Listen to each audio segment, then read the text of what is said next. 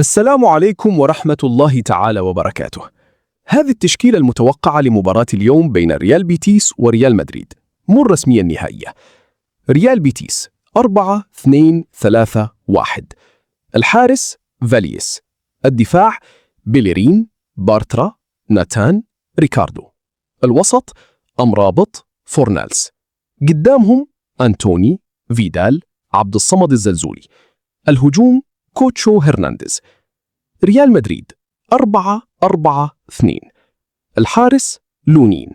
الدفاع أرنولد، روديجر، هويسن، كاريراس. الوسط فالفيردي، بيلينغهام، تشواميني، براهيم دياز. الهجوم فينيسيوس، مبابي. المباراة هذه من العيار الثقيل. بيتيس على أرضه وبيعتمد على السرعة بالأطراف، خصوصاً أنتوني والزلزولي، ممكن يسببون إزعاج كبير.